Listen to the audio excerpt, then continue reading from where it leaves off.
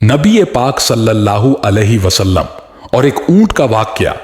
हजरत तमीम दारी रजी अल्लाह हो आनहा फरमाते हैं कि हम एक बार हुजूर सल्लल्लाहु अलैहि वसल्लम के बारगाहे अक़दस में हाजिर थे कि एक ऊंट भागता हुआ आया और सल्लल्लाहु अलैहि वसल्लम के सरे अनवर के पास आकर खड़ा हो गया, जैसे कान में कोई बात कह रहा हो। आप सल्लल्लाहु अलैहि वसल्लम ने फरमाया कि ए ऊंट पर सुकून हो जा, अगर तू सच्चा है तो तेरा रब तुझे फायदा देगा, अगर तू झूठा है तो तुझे उस झूठ की सजा मिलेगी जो हमारी पनाह हमें आ जाता है।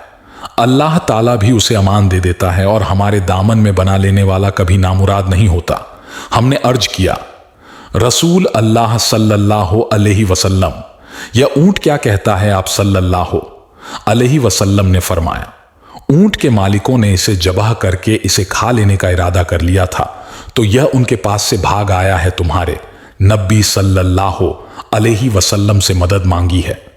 हम सब अभी गुफ्तगू में मशगूल थे कि उस ऊंट के मालिक भागते हुए आए ऊंट ने उनको आते हुए देखा तो दोबारा हुजूर सल्लल्लाहु अलैहि वसल्लम के सरे मुबारक के पास खड़ा हो गया। अब आप सल्लल्लाहु अलैहि वसल्लम के पीछे छुपने लगा। उनके मालिकों ने अर्ज किया, या रसूल अल्लाह सल्लल्लाहु अलैहि वसल्लम, यह हमारा हूं 3 दिन से हमारे पास से भागा हुआ है और आज यह हमें आपकी खिदमत में मिला है। इस पर आप सल्लल्लाहु अलैहि वसल्लम ने फरमाया, यह मेरे सामने शिकायत कर रहा है कि यह तुम्हारे पास कई साल तक पला बढ़ा। जब मौसम में गर्मा आता तो तुम घास और चारे वाले इलाके में इस पर सवार होकर जाते, और जब मौसम में शर्मा आता तो तुम इसी पर बैठकर गर्म इलाकों की तरफ जाते। अब जबकि इस खस्ताहल की उम्र में पहुंच गया है तो तुम इसे ज़बह करके इसका गोश्त खा लेने का इरादा कर लिया है। उन्होंने अर्ज किया, खुदा की कसम या रसूल अल्लाह सल्लल्लाहु अलैहि वसल्लम, यह बात बिल्कुल इसी तरह है जिस तरह आपने फरमाया। इस पर हुजूर सल्लल्लाहु अलैहि वसल्लम ने फरमाया, एक अच्छे खिदमत गुजार की उसके मालिकों की तरफ से क्या यही जजा होती है? तो वह अर्ज गुजार हुए कि या रसूल अल्लाह सल्लल्लाहु अलैहि वसल्लम, अब हम ना इसे बेचेंगे और ना ही इसे जबह करेंगे। उसके बाद आप सल्लल्लाहु अलैहि वसल्लम ने उस ऊंट को कुछ दरहम में खरीद लिया और फरमाया कि ए ऊंट जा, तू अल्लाह ताला की रजा की खातिर तू आजाद है।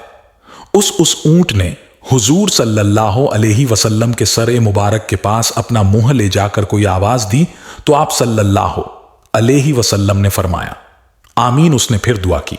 आप सल्लल्लाहु अलैहि वसल्लम ने फिर फरमाया, आमीन। उसने फिर दुआ की।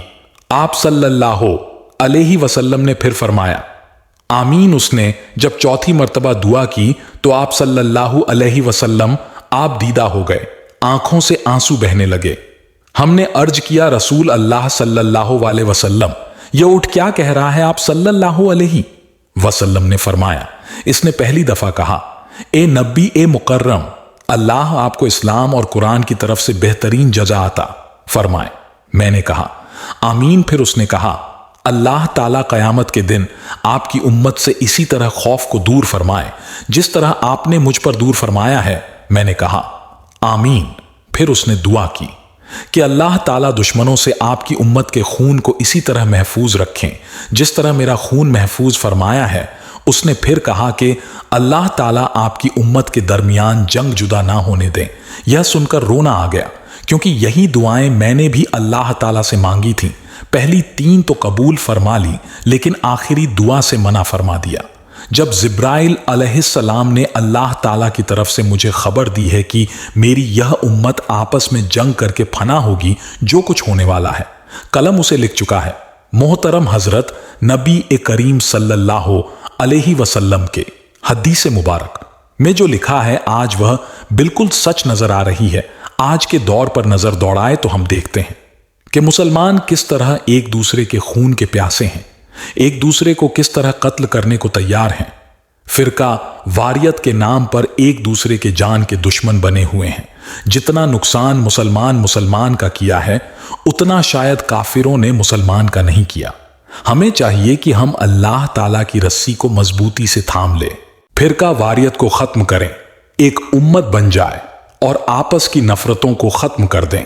मुसलमान का भाई है, आपस में प्यार और मोहब्बत से रहे। اللہ ताला हम सबको समझने और नेक बनने की तौफीक अता फरमाए। आमीन।